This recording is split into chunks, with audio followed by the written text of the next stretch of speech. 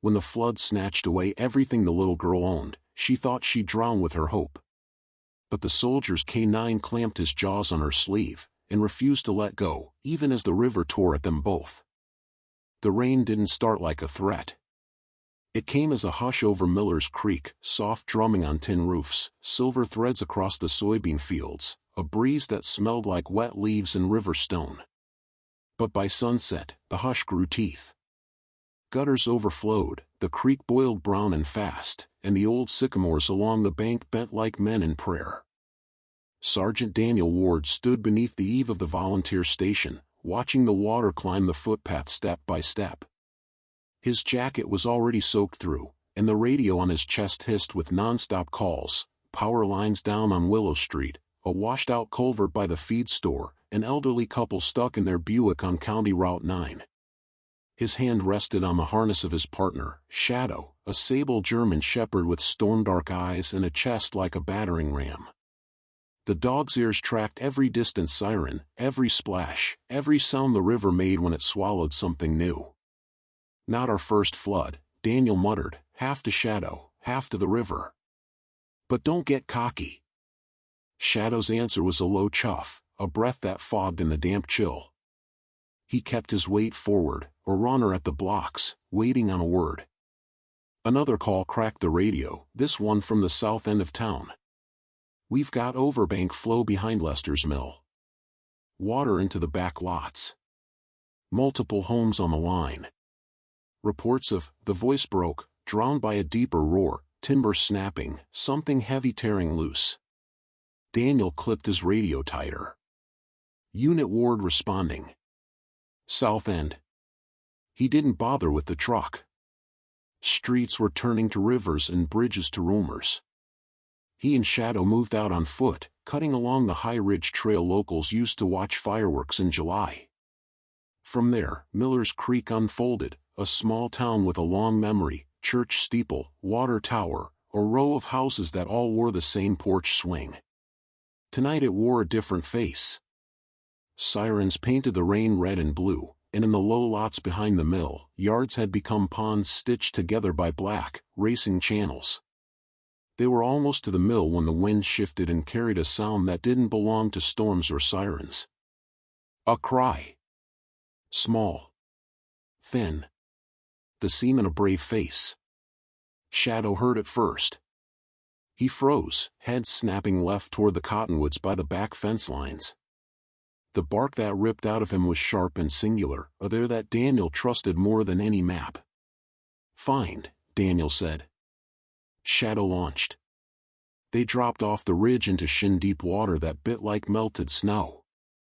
The current tried to twist their knees, roots grabbed for ankles, a green garden hose slithered past like a snake. The houses along the fence were half-shadowed, their ground floors dark. Somewhere a generator coughed, stalled, coughed again. The cry came once more, closer now, and after it, a woman's voice shredded by panic. "Emily! Emily, no!" They burst through a gap in a leaning picket fence and into a backyard that used to be grass. The flood had laid down a mirror where there should have been lawn, reflecting lightning as broken white scars. In the center of that mirror, standing on the low stone lip of a submerged fire pit, was a girl, 7, maybe 8, wearing a yellow raincoat that clung to her like another skin. Her hair was plastered to her cheeks, and in one hand she gripped the limp form of a cloth doll, waterlogged, one button eye staring, yarn hair trailing like weeds. "Emily!" The woman who had shouted, "Mara," if Daniel's memory for names served, waded toward the girl from the back door, water at her thighs, one arm out.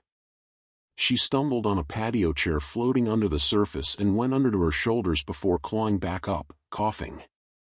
Between them and the girl, a brand new channel of the creek had ripped through the fence, a 6-foot bite with a fast tongue. The water at that gap was white and hungry. The fire pit lip held, for now, but anything more than a breath would slip from it. The doll had already gone once, the trail of dripping yarn told the story, but the girl had jerked it back from the current by a stitch. "Shadow, stay," Daniel snapped, because one wrong leap would turn the dog into a battering ram. He raised his hands to the girl, palms open. Emily. I'm Daniel. This is Shadow. We're here to help. Don't move, okay? Her eyes, stone bright, too old for her face, locked on his. Her lips trembled and she hugged the doll harder. She can't swim, she said, voice small and flat with certainty. She doesn't know how. We'll get her, Daniel said gently. But I need you first. Step toward me. The river doesn't bargain. It takes the thing you look at most. As if to prove the point, a plank washed from somewhere knocked the girl's ankles, and the doll slipped from her grip as slick cloth will. It bobbed once, twice, then slid over the fire pit rim and caught the current toward the new-cut channel. Emily made a sound Daniel had only heard from the newly broken. She pitched after it, a human reflex older than training. Shadow. Daniel barked, and the shepherd became a thrown spear. The dog hit the water in a single clean line, shoulders forward, spine like a spring. His muzzle closed on the raincoat sleeve just as Emily's boots lost purchase. The current ripped her sideways, but Shadow's weight yanked her back to the stone lip. He did not bite skin, he bit fabric the way he had been trained 100 times with tug sleeves, a grip that held without harm.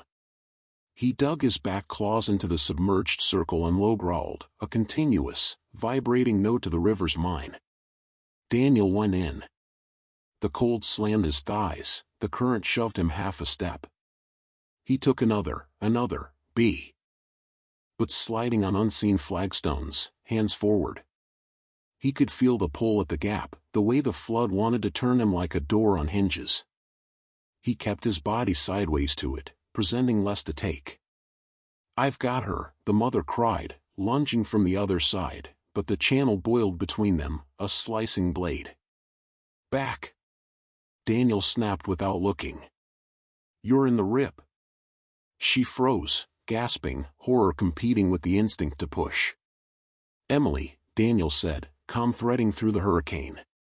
Listen to me. Put your hand in my hand.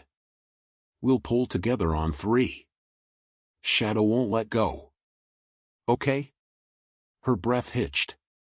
Her eyes flicked to the doll, now spinning at the edge of the cut, a broom of yarn, then a face, then a handless arm. The current tugged, the ring of stones under her boots scraped, and somewhere wood cracked, the fence surrendering another slat. Okay, she whispered. 1, Daniel said, grip closing on her small wrist, cold, bird-boned, strong as wire. 2. A log the size of a coffin shouldered down the channel and struck the far fence with a splintering explosion. The fence gave, water surged, lightning chose that moment to split the clouds in a roofless page of white, and the doll disappeared into the gap. 3. Daniel pulled. Shadow anchored. Emily slid off the lip and into the water but traveled not down and gone, rather across and in. She hit Daniel's chest and his arm swung like a gate, scooping her up. She clung with both arms around his neck, and for a second all he could feel was the rhythmic staccato of a child's heart pressed to his collarbone. Mom, she sobbed, and Mara's answering baby, turned inside out with relief and terror. We have you, Daniel said into Emily's hair. We have you. The river disagreed. The surge that followed the fence break slammed into Daniel's hips and tried to buckle him. His right foot slid, heel catching nothing. The channel mouth yawned to his left with a voice that said everything goes my way. He leaned into it, felt Shadow shift to counter, the dog's body a living lever against the pull. Back up. Daniel called to Mara. 2 steps and brace on the door frame. I'm coming to you. She stumbled, obeyed, one hand slapping the jamb, the other outstretched like she could reel them in by will. Emily. Sweetheart. Tell her what you see, Daniel said to the girl, not a trick, a tool. Tell her what your dog is doing. Shadows, holding, Emily whispered, shuddering. He won't let go. That's right. Neither will I. He shifted his weight, found the seam in the current, took the next step. Shadow moved with them, never releasing the sleeve, muscles quivering with the force he absorbed. At the last moment, when Daniel reached the door's eddy, he gave the dog the word that lives in the bones of canine partners, out. Shadow released instantly and leapt for the higher porch, paws scrambling, then up, then around, placing himself between River and girl without being told. Mara dragged Emily into her arms, sobs collapsing into laughter collapsing into sobs again. She kissed the wet crown of her daughter's head, her cheek, her temple, as if to mark every place the water had touched. "My doll," Emily cried suddenly into her mother's jacket. "She's gone." Mara swallowed a new sob. "We'll make you another." No, Emily's voice wasn't a child's for a breath. It was grief's. That was Grandma's. She stitched her hair. The rest drowned in tears. Daniel's chest tightened in a way that had nothing to do with cold. He had seen men cling to photographs pulled from craters with that same ferocity, the things that lived longer than breath. He met Shadow's eyes. The shepherd's head cocked, reading the room the way good partners do. The rain thinned for a heartbeat, the kind of pause the sky takes between inhales. "Show me," Daniel said gently. "Where did it go in?" Emily pointed with a shaking finger to the torn gap in the fence, where the river chewed like a mouth. "There." "Okay." He squeezed Mara's shoulder, an anchor of a different kind. "Get towels. Get high. Don't leave this doorway until someone with a badge tells you the street is clear. Do you understand?" She nodded, unable to find words. Daniel clipped Shadow's long line to the harness and wrapped the end twice around his own waist. "We'll be right back." "Daniel," Mara managed, finding his name like a rope. "It's just a doll." "Not to her," he said, and stepped back toward the water. The current had already rearranged the backyard again. What had been a straight cut was now a gnashing Z, and in its teeth drifted the remnants of lives, rubber boots, a plastic tricycle, a blue cooler with a cracked lid. Shadow lowered his nose, sent engine roaring despite the rain. He swept the bank once, twice, then braced and stared downstream, ears forward, tail a metronome set to found. "Track," Daniel said. Shadow moved along the fence line, paws finding improbable purchase, body reading vortices. Daniel could only feel his pressure. 20 feet down, caught for a moment in the branch clutch of a half-uprooted lilac, a scrap of calico fluttered, a sleeve, a shoulder, a button-eye black as a star on a moonless night. "Hold," Daniel breathed. Shadow went belly deep into the flooded flower bed, jaws careful as a surgeon's hands. He came up with the doll clamped at the seam of its shoulder, not a hard bite but the same fabric hold he'd used on Emily, the grip that means mine to save. He backed out, shook once, and trotted up the submerged stones, tail high. Daniel took the doll from him and wrung it once, water weeping from yarn and stitches. He looked back to the doorway where Emily and Mara stood framed by yellow light, the kind of home light that makes a promise in storms. Emily's face crumpled when she saw the shape in his hands, then bloomed into something too big for faces. She didn't run, the water between, but her hands flew to her mouth and she sobbed oh like a prayer. Shadow did the heavy lifting, Daniel said, passing it up to Mara across the water's slick tongue. Emily hugged the doll like it could hug back. "Thank you," she said into its yarn hair, into her mother's jacket, into the storm. "High and dry," Daniel said, tapping his radio. "We've got rising water behind the mill. We'll swing the block and check on your neighbors." "Is it going to stop?" Mara asked, eyes flicking to the sky like it might read her. "Storms always do," Daniel said. He ruffled Shadow's ears. "But before it does, it likes to test everyone." From the street beyond the fence came a crack like an old bone. The water somewhere nearby, a siren changed tone, urgent to urgenter. Daniel felt the change, a pressure drop in his teeth, and turned his face toward the creek's main channel. Shadow's ears pricked. He lifted his head, tasting the wind, tail going still. He looked at Daniel and then past him, toward the mill's floodgate, where the water jumped higher all at once. The rain, which had softened for a breath, found its second wind. In the yard next door, a propane tank knocked against a post like a battering ram. The radio hissed and a voice yelled something about a bridge on the south road going. Daniel tightened the line on Shadow's harness. "We're moving," he said softly. "The river just changed the rules." Shadow didn't bark. He leaned into the line and pointed his nose toward the next cry the storm would pull from someone's throat. The night had many, and they were only just in it. The radio never lies about urgency. Static carried the dispatcher's voice, half drowned by thunder. "South Road Bridge, supports failing, structures threatened downstream."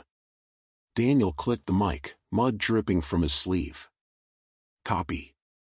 Unit Ward moving." His voice was calm, clipped, though his chest felt tight. He glanced at Mara and Emily, still huddled in the doorway. Emily clutched her doll so tightly the yarn hair stuck to her wet cheek.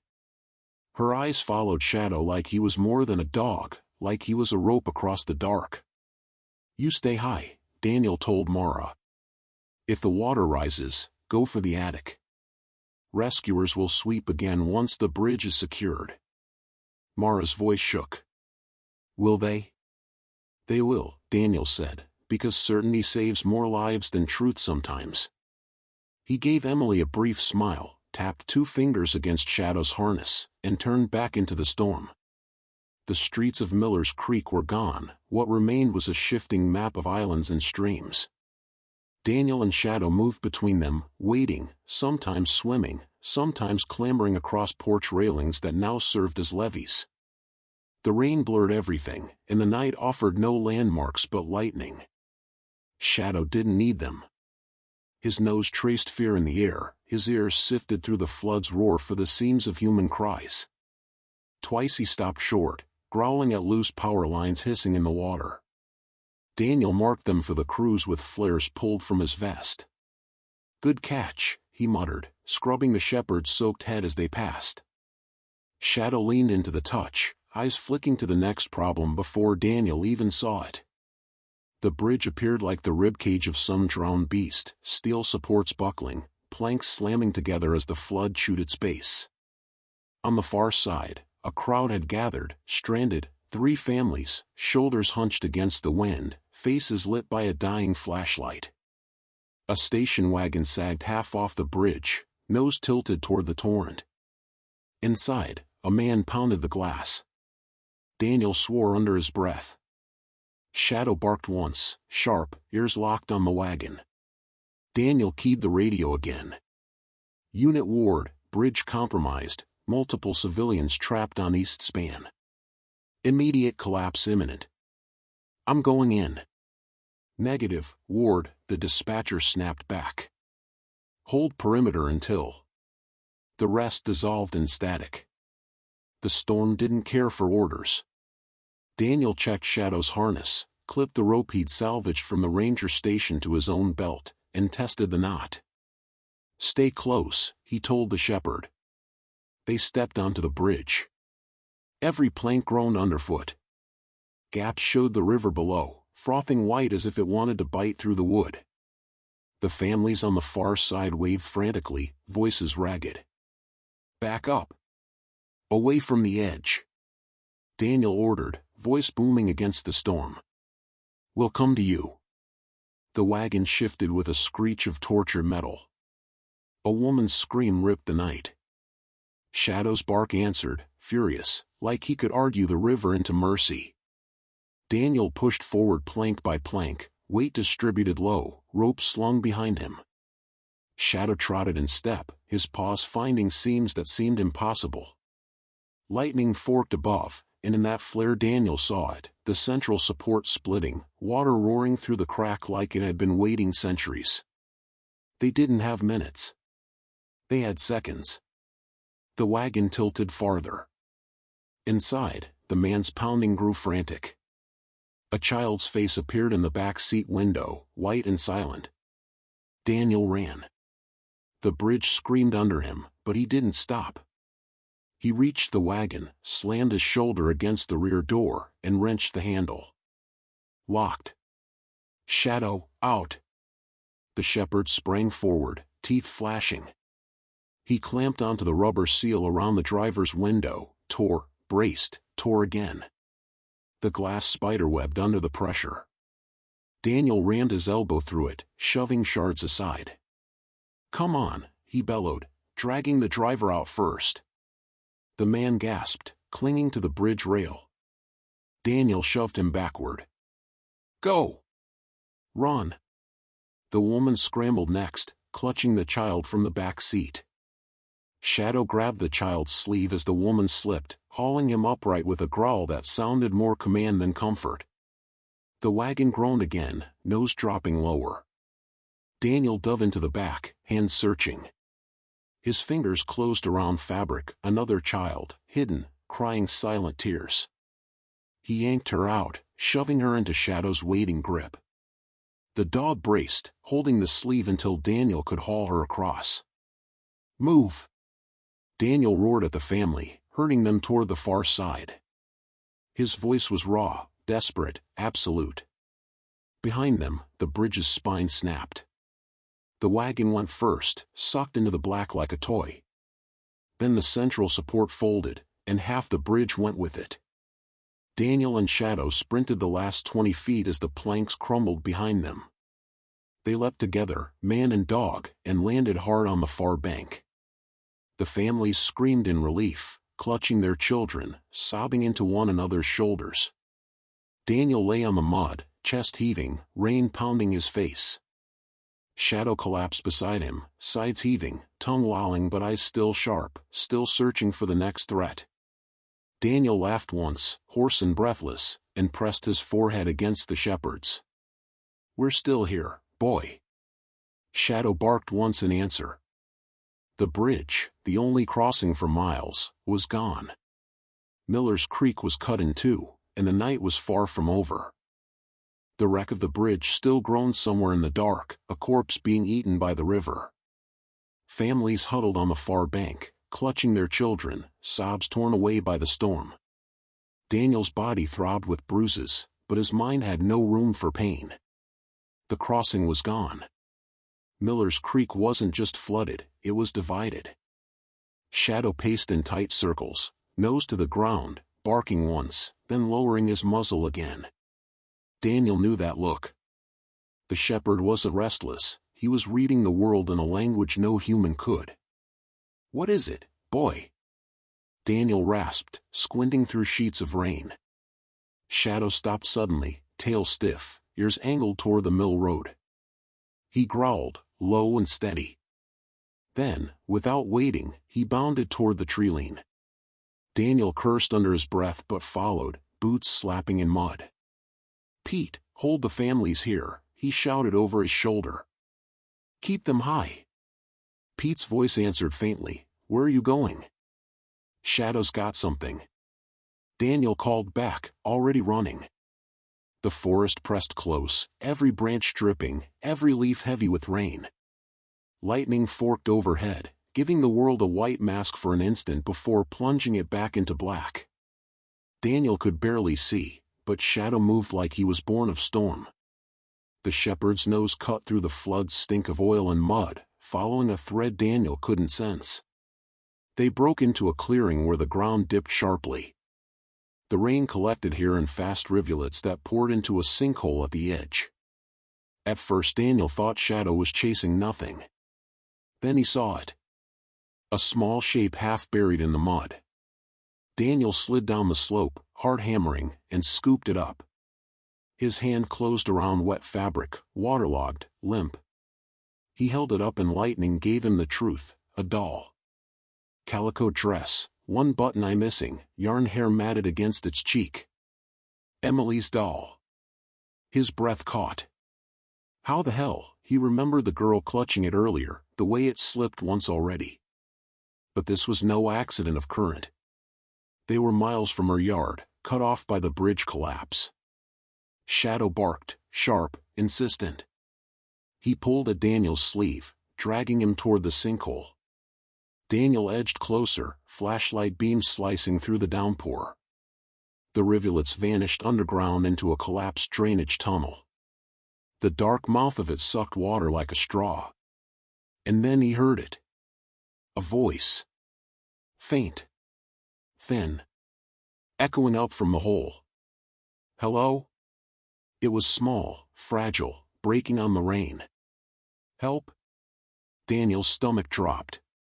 A child's voice. He dropped to his knees, shouting into the black. This is Sergeant Ward. Keep talking to me. The voice quavered, closer now. It's cold. Shadow shoved his head toward the tunnel, barking furiously, claws scrabbling at the mud as if he could dig the river apart with his paws. Daniel gripped the doll tighter, his mind racing. The drainage tunnels ran under half the south end of Miller's Creek, a forgotten warren from the mill days. If water had punched through, it could have trapped survivors in the old shafts. He keyed his radio. Unit Ward. Possible entrapment in collapsed drain near Mill Road. Child's voice confirmed. No access from surface. Need rescue crew with cutting tools. Static hissed back. Then a dispatcher's harried voice, copy, Ward. All units stretched thin, trees down across highway, EMS rerouting. Earliest crew arrival 20 minutes. 20 minutes. In this storm, it might as well be 20 hours. Daniel looked at Shadow, whose body quivered with urgency, nose shoved against the black tunnel mouth. He crouched, running a hand through the shepherd's soaked fur. We don't have 20 minutes. Do we, boy?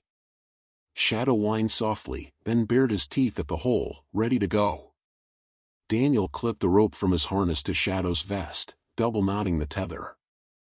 Track. Find. The shepherd barked once, acknowledged, and without hesitation plunged into the tunnel's mouth. Daniel lay flat on the mud, gripping the rope with both hands as Shadow disappeared into darkness. The tether fed out foot by foot, water spraying from the hole. The rope jerked once, hard. Then Shadow barked inside, muffled but clear. Another sound joined it. The child's voice, closer now, trembling, Doggy? Daniel's chest cracked open. Yes, he shouted into the tunnel. That's Shadow.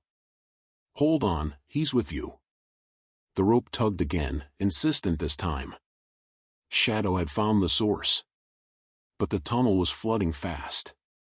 Daniel could hear the gurgle, the hiss of rising water. They didn't have long. He looked down at the doll in his hand, Emily's doll, carried here like a breadcrumb by fate. Maybe lost once, found again, now pointing to another child in the dark. Daniel clipped the rope to his own harness and braced his boots on the slick ground. I'm coming, he called into the black. His voice was steady, though his pulse hammered like the storm itself. The first crawl was a coffin of mud and rock. Water clawed at his chest, trying to choke his breath. The flashlight beam jittered against low stone walls slick with moss. The rope cut into his waist as the tunnel narrowed. Shadow's barks echoed ahead, a lighthouse in the dark. And then, another sound. Choked sobs, shallow, panicked breaths. The child. Daniel wriggled forward, scraping elbows and knees raw, until his light found them, a boy of about 6, trapped where the tunnel had collapsed, water lapping at his chin. His hands clutched Shadow's harness handle like it was the only solid thing in the world. Daniel's throat closed, but his voice came calm. I've got you, buddy. You're safe now. The boy's eyes rolled white in fear. It's dark. I know. But Shadow's here. And I'm here. He wedged himself forward, wrapping an arm around the boy's waist. Hold your breath for me. Just for a moment. Then we're out. The boy nodded weakly, squeezing Shadow tighter. Daniel kicked backward, hauling the boy against his chest. Shadow wriggled out first, dragging the line, leading them back through the choking tunnel. Daniel followed, shoving with knees and shoulders, lungs on fire. The water rose higher, biting his jawline. The boy whimpered, but Shadow barked encouragement, a rhythm that cut through panic. And then, light. They burst out of the tunnel, collapsing onto the mud. Daniel rolled the boy onto his side, patting his back until he coughed up water. Shadow licked his face, whining. The boy clung to the shepherd's neck, sobbing into his wet fur. "You didn't let go," he whispered. Daniel collapsed beside them, chest heaving. He looked down at the doll still clutched in his hand, its button eye gleaming in the lightning. "No," Daniel murmured. "He never does." The boy's sobs blended with the storm, his small arms still clamped around Shadow's neck as though the shepherd alone tethered him to life. Daniel crouched beside them, his pulse racing too fast for relief to settle in. The muddy doll dangled from his hand, its button eye glinting faintly in the lightning. "Easy," Daniel murmured, brushing wet hair from the child's forehead. "You're out. You're safe." The boy clung tighter, shivering so violently Daniel felt it through his soaked jacket.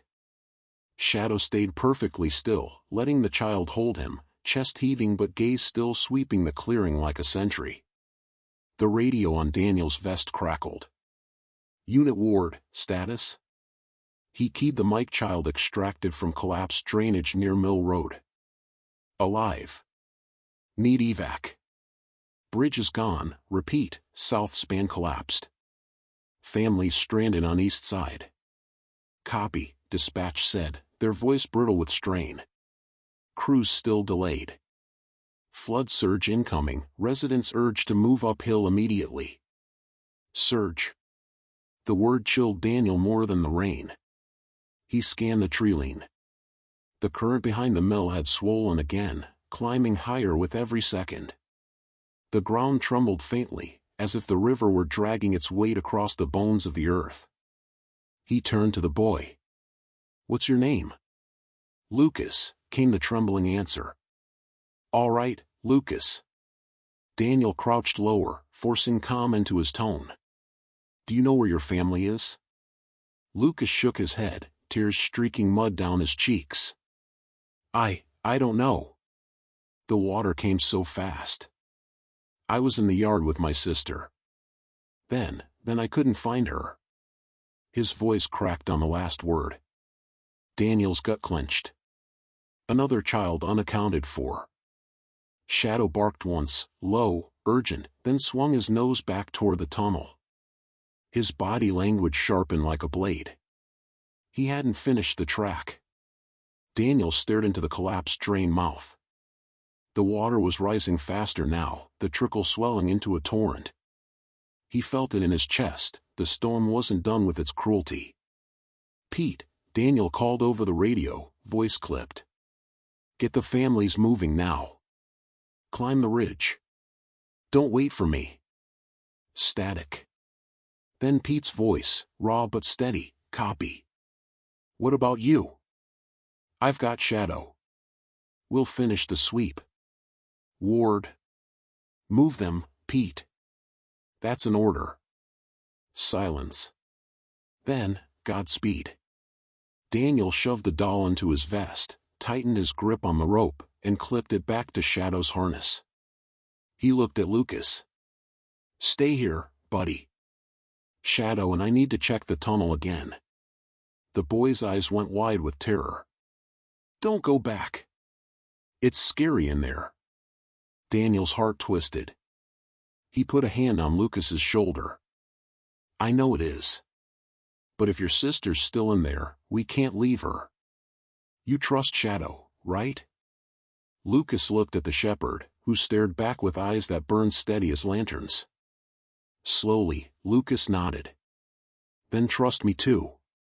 The tunnel's mouth had narrowed since their exit, water forcing its way through like a beast pushing its snout through a door. Daniel slid flat onto his belly, rope tight, flashlight clenched in one hand.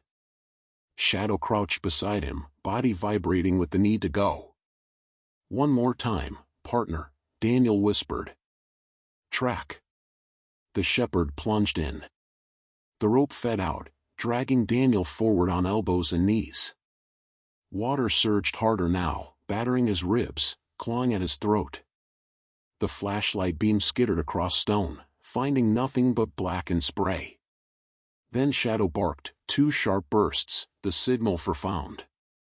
Daniel crawled faster, scraping his shoulders raw. The light landed on a collapsed section where water poured through a crack in the stone. Wedged against the rubble, nearly submerged, was a figure in pink rain boots. "Got you," Daniel gasped, lunging forward. The girl was maybe 8, Lucas's twin by the look of her. She was half-conscious, lips blue, eyes fluttering. Shadow pressed against her, bracing his body to keep her head above the rising water. He barked furiously when Daniel reached her, a sound of both relief and demand. "I've got her," Daniel said, wrapping the girl against his chest. "Good boy. Hold steady." The tunnel groaned around them. Rock shifted. Water sprayed harder. "Not good," Daniel muttered. He clipped the rope to the girl's waist, tugged twice, the signal for haul. The line went taut. She slid out of his arms, pulled back toward the mouth. Shadow followed, swimming hard against the surge. Daniel shoved after them, every push slower than the last. His lungs burned, his legs numbed, but he forced himself on. The ceiling lowered, scraping his back. Water rose higher, kissing his chin, his mouth. He clenched his teeth and pushed harder. Ahead, light flared, the opening. Shadow burst out first, dragging the girl onto mud. Daniel followed, collapsing face first into the muck, coughing until his throat bled. When he looked up, Lucas was there, crying into his sister's wet hair, clinging as if to anchor her back to the world. "She's alive," Daniel croaked. Relief surged hot through his veins. Shadow stood beside them, chest heaving, fur dripping, but his tail wagged once, slow, resolute. It should have been triumph. But the ground shuddered again. Louder this time. Daniel staggered to his feet, ears straining. From upriver came a roar deeper than thunder. He'd heard it once before, in Afghanistan, when a dam gave way in a valley. The sound of water not running but charging. His blood went cold. "Flash surge," he shouted. Shadow barked, frantic now, tugging at Lucas's sleeve, trying to pull him uphill. The boy stumbled, dragging his sister. Daniel scooped her up, slung her over his shoulder, and ran. The roar grew until it was everything. Trees cracked. Boulders groaned. The clearing flooded ankle-deep, then knee-deep in seconds. Daniel scrambled for the ridge, Shadow surging ahead, teeth on Lucas's coat to drag him faster. The surge thundered into the clearing just as Daniel gained the rise, a black wave devouring the sinkhole, the clearing, the collapsed tunnel. He collapsed on the slope, gasping, the girl limp but breathing against his shoulder. Lucas fell beside him, Shadow pressing tight against them both. The surge swallowed the ground they'd been kneeling on not 60 seconds before. Daniel spat mud, wiped his face, and looked at Shadow. "We cut that close, partner." The shepherd only barked once, chest still heaving, eyes on the raging flood below. His look said what Daniel already knew, the river hadn't given up. And neither would they. The flash surge didn't stop at the clearing. From the ridge, Daniel watched it hurl itself into Miller's Creek like an invading army, black water spilling over fences, sweeping sheds from foundations, folding porches into the torrent. Streetlights sparked and died. Rooflines poked from the flood like stranded rafts, each one a desperate island. Sirens wailed somewhere upstream, lost under the roar. Shouts carried across the drowned streets, faint, fractured by wind and distance. "Help, over here, please!" Daniel's jaw tightened. He shifted the girl off his shoulder, laying her gently beside her brother. Lucas still clung to her, both children trembling but alive. Shadow stood over them, ears flat, fur bristling, eyes scanning the chaos below. Daniel crouched, steadying his voice. "You two stay here. You're above the surge. Rescuers will come. Do not leave this ridge. Lucas's eyes were wide. But where are you going? Daniel met his gaze. Where the voices are. The boy's throat bobbed. He looked at Shadow, who met him with a low, steady bark, as if promising what Daniel could not. They moved fast along the ridge, Daniel and Shadow navigating the slope until it dropped them into what used to be Maple Avenue. The street was gone, only a ribbon of roofs jutted above the water, shingles glistening in lightning flashes. Shadow's head snapped toward a two-story house halfway down the block. His bark cut through the rain, sharp, commanding. Daniel followed his eyes. On the roof, 3 figures huddled, 2 adults and a teenager, arms wrapped around each other. They waved frantically when Daniel's flashlight beam cut across them. "Shadow, Mark!" Daniel commanded. The shepherd barked twice and bounded down the slope, paws splashing into the rising water. Daniel unclipped the rope from his harness and scanned for an anchor. A telephone pole leaned sideways, its wires hissing in the water. Too dangerous. His eyes landed on a chimney jutting from a half-submerged ranch house. Solid. He lashed the rope around it, double knotting as Shadow paddled toward the stranded family. The water licked higher on the roof, each wave threatening to tear them off. Daniel clipped in and plunged into the current. The flood met him like a wall, battering his ribs, trying to fold him under. He gritted his teeth, kicking hard, ropes slicing at his waist. Shadow swam ahead, shoulders cutting the water, bark echoing between houses. They reached the house just as a wave slapped across the shingles, nearly sweeping the teenager off. The boy's hand slipped, then Shadow lunged, jaws clamping onto his jacket sleeve. The shepherd hauled back, anchoring him until Daniel's arm locked around his waist. "I've got you!" Daniel roared. He shoved the boy onto the rope, clipping him fast, then signaled with 2 jerks. Pete's crew, who had caught up on the far ridge, hauled. The teenager swung across the current, spinning, but landed safe in rescuers' arms. Daniel turned back. The mother was sobbing, shaking her head. "We can't leave, he's still inside." She pointed to the dark window beneath them. "Our youngest, he was in the attic when the water came. We can't reach him." Daniel's chest clenched. Shadow barked furiously, diving at the window, claws scraping shingles. Daniel grabbed the frame and slammed his boot through the glass. The storm roared inside the house, the smell of river rot rushing out. He shoved through the jagged opening, flashlight beams slicing the attic. "Hello," he called. A whimper answered. In the far corner, half hidden under a collapsed rafter, was a small boy clutching a stuffed bear. The water had reached his waist. His lips trembled blue. Daniel forced himself forward, wading through floating insulation and broken boards. He scooped the boy into his arms. "You're safe. We've got you." The boy's tiny hands clutched the bear tighter. "Don't let him go," he whispered. Daniel swallowed hard. "Not a chance." Shadow leapt in beside them, barking encouragement as Daniel shoved back toward the window. The mother screamed when she saw them. Daniel boosted the boy out first, Shadow steadying him with teeth on his sleeve. Then Daniel climbed through, clutching the bear in one hand, the boy in the other. The roof groaned beneath them, wood buckling. "Go!" Daniel shouted. He clipped the boy to the rope, shoved him across, then turned to the mother and father. "Now! One at a time." They obeyed, voices lost in the storm as rescuers hauled them to safety. Daniel clipped himself last. Shadow clamped his harness in his teeth, trained habit, and launched with him.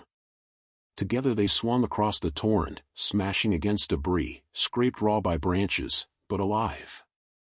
They collapsed on the far bank. The family sobbed over their children, clutching them and the sodden bear alike. The mother kissed Daniel's hand through tears. "We'd have drowned without you." Daniel shook his head, resting his hand on Shadow's back. Without us. The shepherd panted, eyes still sharp, scanning the flood for more. And there were more. Always more. The radio crackled again. Ward, this is base. Reports of multiple entrapments on Willow Street. Roofs failing. We need you there.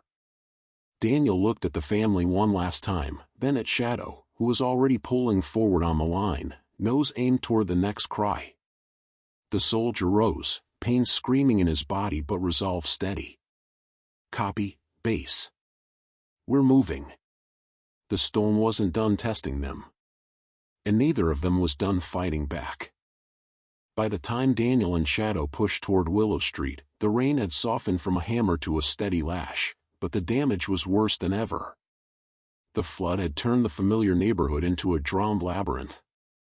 Roof peaks jutted from the water like black teeth, power lines sagged dangerously low, and propane tanks bobbed like mines in the current.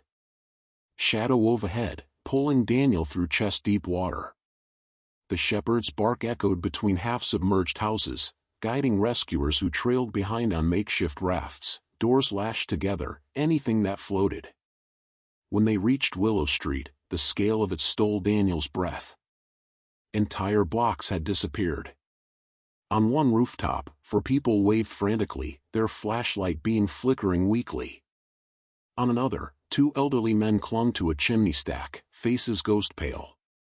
Farther down, the tin roof of a garage quivered as if something, or someone, was trapped beneath. The radio hissed in Daniel's ear, base to Ward. We've lost contact with EMS Team Bravo. Last ping was Willow and Pine. Proceed with caution. Copy, Daniel rasped. He glanced at Shadow, who was locked on the garage roof, nose high, tail stiff. The shepherd barked once, deep and decisive. Start with them, Daniel said. The garage roof dipped with every wave, tin squealing against half-broken beams. Daniel climbed onto it, water slapping at his thighs, Shadow balanced beside him like a four-legged anchor. He pressed his ear to the metal. A sound rose beneath, faint pounding. Then a muffled cry. Hold on! Daniel shouted, though he knew they couldn't hear through the roar. He slammed the butt of his tool against the tin until it buckled. Shadow lunged in, teeth pulling at the warped edge. Together they peeled it back, rain mixing with the stale air that burst out. Two faces stared up from the darkness, teenagers, soaked to their chins, their knuckles white on a floating mattress. Daniel reached down, hauling one, then the other through the gap. Both gasped like newborns, clinging to Shadow as he steadied them with low whines. You're safe, Daniel said, clipping them one by one to the rescue line trailing back to the ridge. Follow the rope. Don't stop. They obeyed, stumbling toward safety, sobbing thanks. But Daniel wasn't finished. He shone his light back into the hole. Something else floated inside, a bright orange vest, half submerged. His gut twisted, an EMS medic, face down. Shadow, get him. Daniel ordered. The shepherd dove head first, vanishing into the gap. The rope on his harness went taut, jerking Daniel forward. Seconds stretched like wire. Then Shadow surfaced, jaws clamped around the vest, dragging the medic upward with sheer animal strength. Daniel grabbed the man under the arms, yanking him out. The medic coughed, water pouring from his mouth. Alive. Barely. Daniel pressed two fingers to his pulse. Stay with me.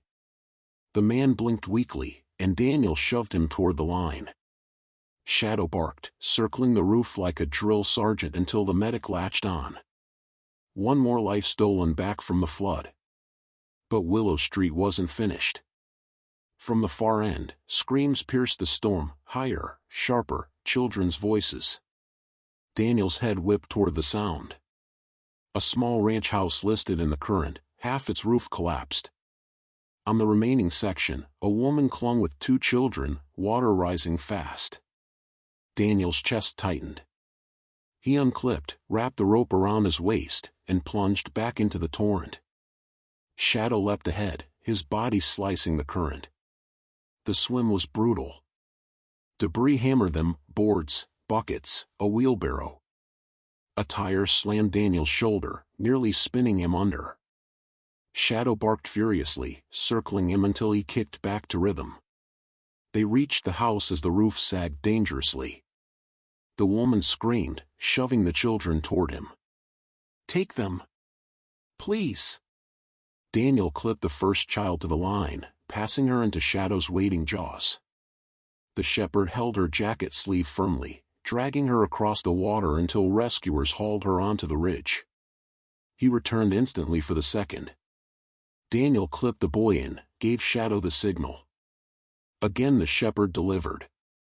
But when Daniel turned back for the woman, the roof gave way beneath her. She plunged into the water with a cry. "Shadow, out!" Daniel roared. The dog dove like a spear, vanishing under the foam. Daniel followed, lungs burning.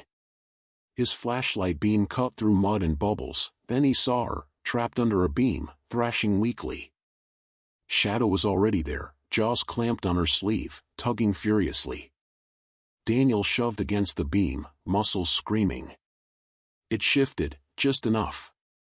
Together they hauled her free, breaking the surface in a spray of rain and gasps. "Got you," Daniel panted, dragging her to the rope. Shadow barked sharply, circling until she latched on. Rescuers hauled her across, sobbing. Daniel floated for a moment, exhausted, body bruised, water trying to claim him. Shadow pressed against his chest, licking his face as if to remind him, not yet, not tonight. Daniel laughed hoarsely, pushing hair from his eyes. "All right, partner. Who's next?" The shepherd barked once, tail slicing the water. His nose turned downstream, ears sharp. Another voice. Another chance. The flood had claimed Willow Street, but it hadn't claimed its people yet. Not while a soldier and his dog still had breath. The water no longer sounded like a river. It sounded like a war. Every house that cracked sent timbers crashing into the current. Every gas line that snapped hissed like a snake under the flood. Every survivor's scream sliced the storm into ragged pieces. Daniel pushed through it all, rope dragging at his waist, Shadow pacing at his side in tireless arcs. His arms ached from pulling bodies, his throat burned from shouting orders, but stopping wasn't an option. He and the dog weren't just rescuers anymore, they were the only constant in a night that wanted to erase everything. From somewhere behind him, Pete's voice carried faint through the storm, "Ward. Watch the poles." Daniel's head whipped up. A utility pole leaned at a savage angle over Willow Street. The wires sagged lower, sparks hissing as they kissed the flood.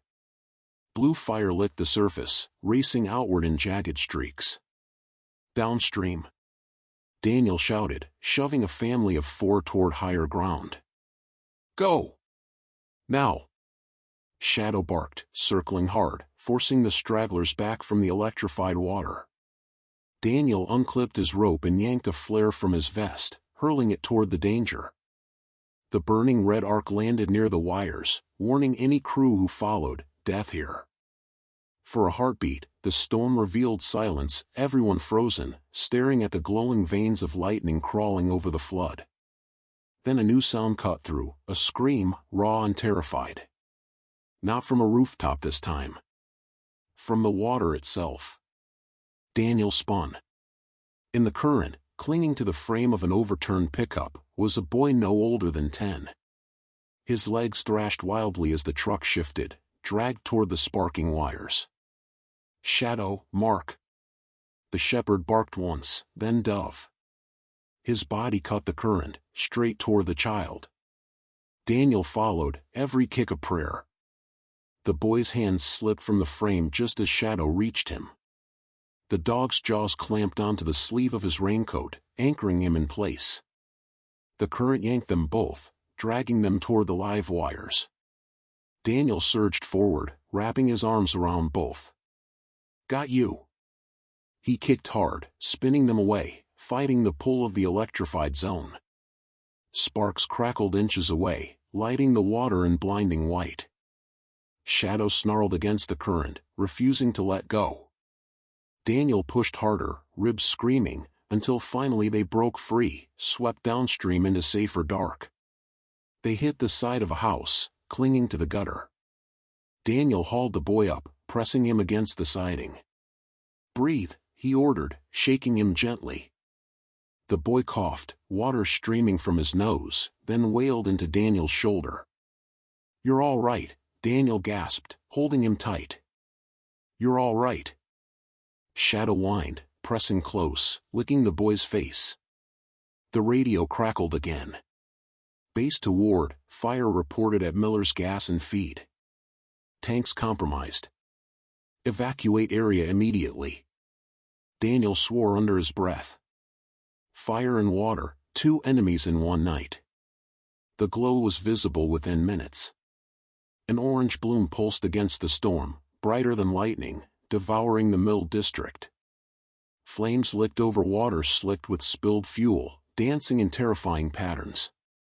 Every shift of wind threatened to push the fire closer to the survivors still clinging to rooftops. Shadow growled at the sight, fur bristling. His bark cracked sharp and furious, as though he could bite the flames themselves. Daniel felt his stomach drop. If that fire hits the fuel tanks, this whole block's gone. He scanned the area. A group of townsfolk clung to the roof of a diner just 2 doors from the mill. Their silhouettes flickered against the blaze, coughing, waving frantically. Behind them, propane tanks bobbed against the current, one already leaking flame like a torch. "Not much time," Daniel muttered. He clipped the boy to the rope line where rescuers could pull him in, then turned to Shadow. "One more, partner." The shepherd barked once, steady, resolute. The swim was hell. Smoke and rain mixed into a choking soup, flames crackling overhead. Embers hissed as they hit the flood. Daniel's throat burned, but he pressed on, Shadow a black streak beside him. They reached the diner roof as shingles caught fire. The townsfolk screamed, clutching each other. Daniel hauled himself up, yanking the first woman into his arms. "One at a time. Clip in and go. Don't argue." Shadow lunged at another man frozen in panic, barking and snapping at his sleeve until he moved. The shepherd herded them, one after another, onto the rope line. Then came the last, a girl barely a teenager, coughing so hard she couldn't stand. Flames raced closer, eating through the roof. Daniel scooped her up.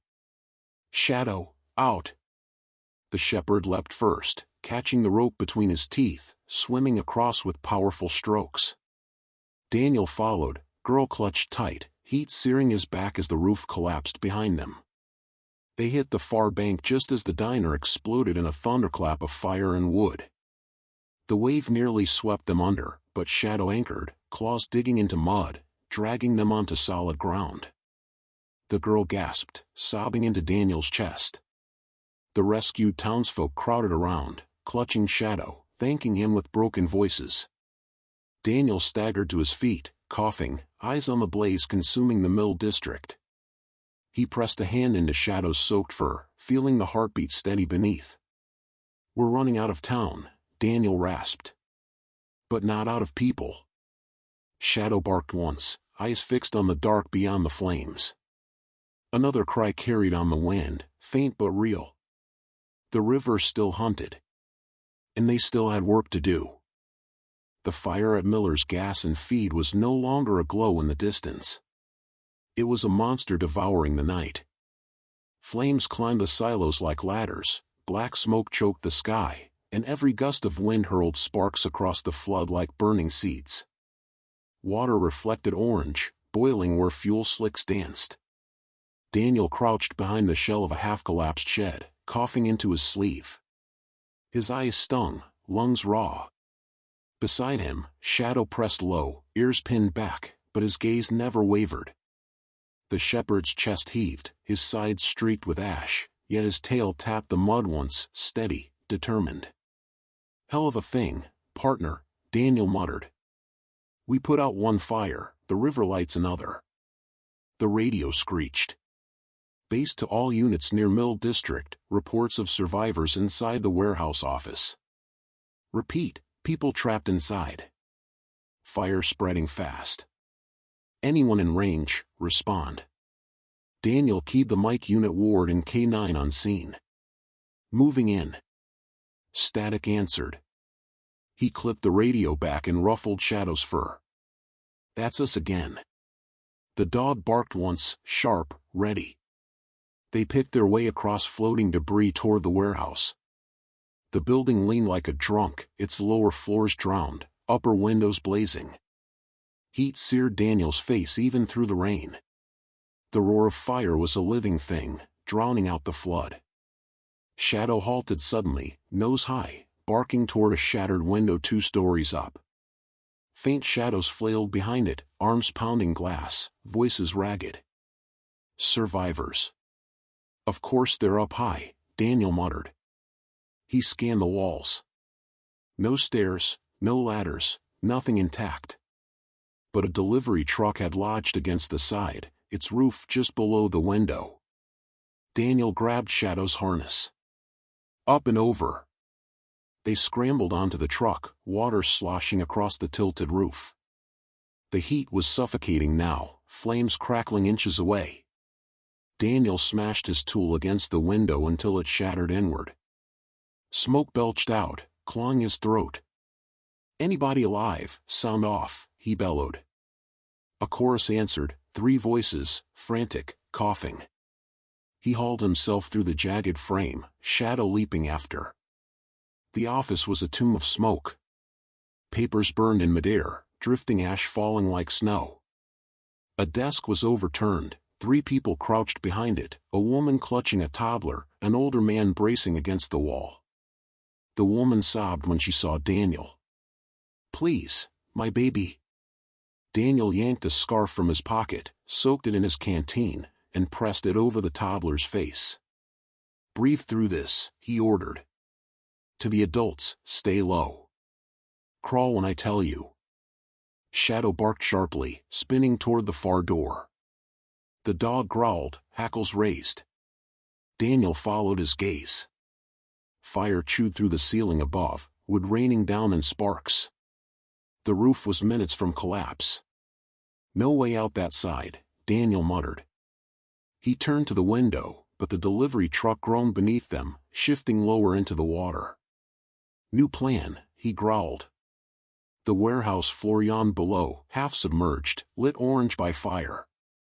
Daniel wrapped the rope around a support beam, tied a harness loop, and clipped the toddler in first.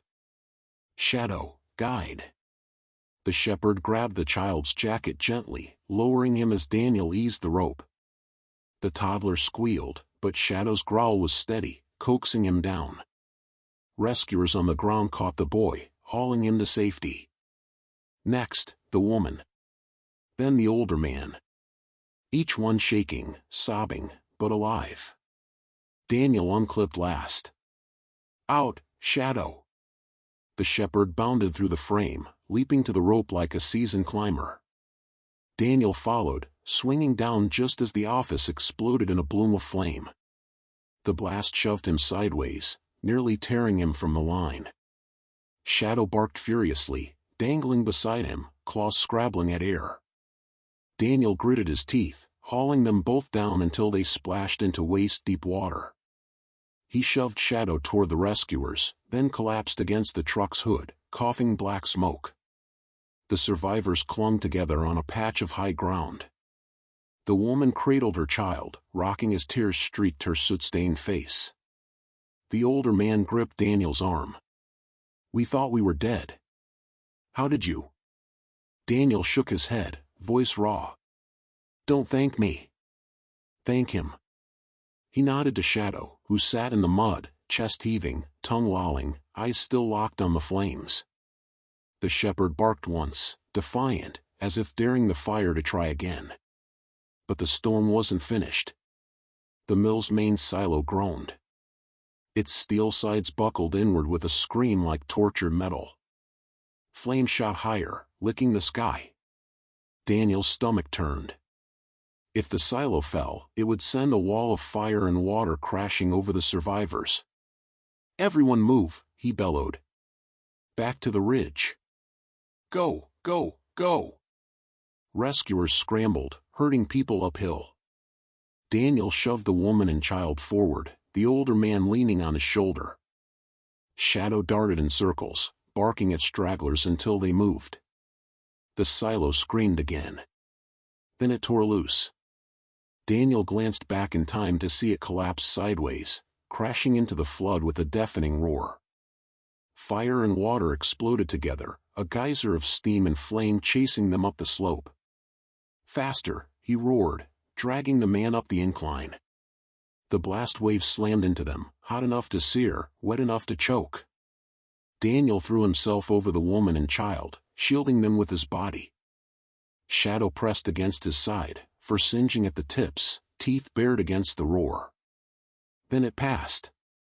When Daniel lifted his head, the mill was gone, reduced to a skeletal frame smoldering against the storm. The flood still raged, but the fire was broken, scattered into embers. He rolled onto his back, gasping at the sky. Rain fell steady now, as if the storm itself was exhausted. Beside him, Shadow flopped into the mud, tongue lolling, tail thumping once. Daniel let out a hoarse laugh. "Still standing, partner. Still standing." The firestorm at the mill had burned itself out, but the night refused to surrender. The flood rolled on, black and endless, swallowing streets and porches, carrying with it 100 stories of loss. Daniel staggered up the ridge with the last of the survivors from the mill district. His arms trembled under the weight of the older man he half-carried, half-dragged. His lungs burned from smoke, his ribs screamed from impact, but his mind locked on a single thought: keep moving. Shadow trotted beside him, limping slightly from a cut across his flank but otherwise tireless. Mud streaked his sable coat, soot clung to his ears, but his eyes, God, his eyes still blazed with purpose. At the ridge, rescuers wrapped blankets around the woman and her child, checked pulses, passed out canteens.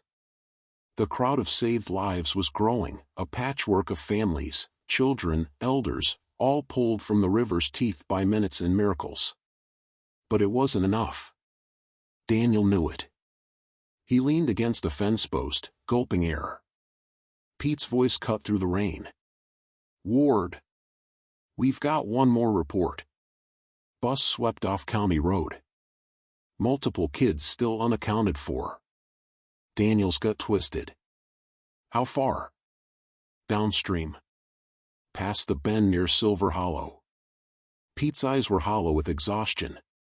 "It's bad." Daniel looked at Shadow. The shepherd's ears pricked, his body lifted despite the fatigue. He barked once, short, sharp, ready. Daniel pushed off the post, every muscle rebelling. "Then that's where we're going." The trek downstream was like marching into hell's second shift. The rain had thinned to a steady drizzle, but fog clung low, and debris floated in every channel. They passed overturned sheds, crushed cars, a waterlogged swing set tangled in barbed wire. Each one looked like a marker for lives torn loose. At the bend, the flood widened into a basin. In the middle, jammed against uprooted trees, sat a school bus, half submerged. Its yellow paint was smeared brown, windows broken, roof tilted like a dying ship. And from inside, faint cries. Shadow growled, nose locking on the bus. His bark echoed across the water. Daniel's chest clenched. "We're not done yet." They waded into the basin, then swam, rope trailing behind. The current shoved them sideways, branches slamming their backs, but the sight of small hands pressed against glass drove them harder. Daniel reached the bus first, gripping the side mirror to steady himself. He peered through a shattered window. Inside, half a dozen children clung to seats, water lapping their knees. Their faces were pale masks of terror. "Hold on!" Daniel roared. "We're coming in." Shadow barked furiously, scrabbling against the bus's side until he pulled himself onto the ledge. His teeth found the rubber window seal, tearing it wider. Daniel slammed his tool into the frame, glass shattering outward. Smoke and mud breath burst free. "Shadow, steady," Daniel commanded. The shepherd wedged himself into the gap, barking encouragement at the sobbing children. One by one, Daniel pulled them out. A girl first, coughing, clutching a soaked backpack. Then a boy in striped pajamas, screaming until Shadow's bark cut through and calmed him enough to grab the rope. Each child clipped in, each hauled across the flood by rescuers on shore. Daniel shoved them forward, refusing to count his own exhaustion. But the last boy clung to the back seat, shaking his head. "I can't. It's too deep." Daniel dove inside, water surging around his chest. He wrapped the boy in his arms. "You can. And you will." The bus groaned, metal twisting. It shifted in the current, slipping deeper. "Shadow, out!" Daniel barked. The shepherd leapt clear, jaws clamping onto the boy's sleeve as Daniel shoved him through the window. Together they dragged the child free. The bus shuddered one last time, then ripped loose from the trees. It spun sideways, vanishing into the dark with a hollow roar. Daniel was still inside. The current yanked him under, pinning him against the sinking frame. His chest screamed for air. For a heartbeat, he thought this was where the river finally won. Then teeth caught his harness. Hard. "Shadow." The shepherd pulled with everything left in him, growling under the water. Daniel shoved with his boots, kicking free of the wreck. They burst to the surface together, coughing, gasping, clinging to the rope line. Rescuers hauled them in, hands clawing Daniel's arms, dragging him onto the bank. He collapsed, chest heaving, water pouring from his mouth. Shadow staggered beside him, shook violently, then pressed his head against Daniel's chest with a low whine. Daniel wrapped an arm around the dog's soaked neck, forehead pressed to fur. "Still with me, partner?" Shadow barked weakly, tail thumping once. The children huddled nearby, wrapped in blankets, sobbing into rescuers' arms. One of the girls looked up at Daniel, tears streaking her face. She whispered, "He never let go." Daniel followed her gaze to Shadow, who licked her hand gently, his eyes still burning even through exhaustion. "No," Daniel said hoarsely. "He never does." The storm's roar had faded to a tired murmur. Dawn hinted at the horizon, gray light creeping into the fog. The longest night was ending. But for Daniel and Shadow, it wasn't victory they felt. It was something heavier, the weight of lives saved, the ache of ones they hadn't reached, the knowledge that when the river comes again, they will answer again. Dawn crept into Miller's Creek like a secret, timid and gray. The storm had burned itself out at last, leaving behind a silence so deep it pressed against the ears. Where once houses had stood, there were islands of rooftops. Where once streets had run, there were rivers of mud. Smoke from the mill still lingered in the air, tangled with the damp scent of earth and ash. Daniel stood on the ridge, uniform clinging to his body like a second skin, every muscle screaming for rest. He had no idea how many hours had passed since the bridge had snapped, only that each one had demanded something more from him, and from Shadow. Beside him, the shepherd sat motionless, chest heaving, eyes sweeping the broken town as if daring the flood to rise again. His fur was streaked with ash, his paws torn from debris, yet he held himself tall. Survivors gathered in clusters across the slope, murmuring prayers, sobbing quietly, wrapping children in blankets. Each life here was a testament to the night's fight. Daniel knelt, scratching the soaked fur at Shadow's neck. "We made it, boy. We saw it through." Shadow's tail thumped once against the mud, a tired but resolute beat. As the light grew, reunions began. Lucas and his sister, rescued from the tunnel, were folded into their mother's arms, their sobs drowned in her hair. The family from the diner clung to each other, whispering thanks over and over. The children from the bus huddled in a circle, sharing blankets, some too shocked to speak, some whispering about the dog who wouldn't let go. A little girl, soot-streaked and still shivering, walked up to Daniel. Her small hands clutched the battered doll he'd carried through half the night, the one with the missing button eye. She held it out to him. "This was yours," Daniel said softly, pressing it back toward her. She shook her head. "No. It's his." She looked at Shadow, who tilted his head, ears flicking. Daniel smiled despite the ache in his chest. "You keep it. He saved you, not me." The girl crouched, holding the doll up to Shadow. "Thank you," she whispered. The shepherd licked the doll's face, then hers, tail wagging faintly. The child giggled through her tears, the first sound of joy Daniel had heard in days. Pete approached, mud up to his knees, exhaustion etched into every line of his face. "You did it, Ward," he rasped. "You and that dog. Without you, half of them wouldn't be here." Daniel shook his head, staring out at the wreck of the town. "We didn't do it alone. They fought. They held on." He glanced at Shadow. "We just pulled them the last few feet." Pete followed his gaze, then smiled faintly. "Hell of a dog. The best I've ever known." As the morning stretched, helicopters thundered in from the east, slicing the mist. Paramedics rushed down ropes, carrying stretchers, wrapping survivors in foil blankets. Boats churned through the flooded streets, gathering stragglers, ferrying them to the ridge. The world that had felt abandoned now buzzed with motion again. Daniel sat heavily on a boulder, Shadow leaning against his side. The shepherd rested his head on Daniel's thigh, finally letting the weight of exhaustion pull him down. Daniel stroked his ears slowly, eyes fixed on the horizon where the sun pushed weak light through the fog. "You never let go," Daniel murmured. Shadow's eyes closed, but his tail tapped once, steady as always. Reporters would later call it the night of the flood.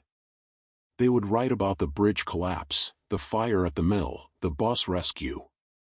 They would plaster photos of rooftops and helicopters across papers, counting the dead and the saved. But those who lived it, the families, the children, would tell a different story. They would tell of a soldier and his dog who walked into the current when everyone else ran from it. Who swam through fire, crawled through tunnels, and dragged strangers back from the river's grip. They would tell of the shepherd's teeth never unclenching, his eyes never wavering, his grip on hope as fierce as his grip on cloth. And long after the floodwaters receded, Miller's Creek would remember the sound that cut through every scream, every roar of the storm, a bark, sharp and steady, promising that no one was alone. As the sun broke fully over the wreckage, Daniel rose at last. He clipped the rope back onto Shadow's harness, not because they needed it now, but because it felt wrong not to. "Come on, partner," he said softly. "Let's go home." Shadow lifted his head, ears perked, eyes bright despite the fatigue. He barked once, then pressed forward, paws splashing through the shallow water, tugging Daniel with him toward whatever waited beyond the ridge. The river had tested them, but it had not won.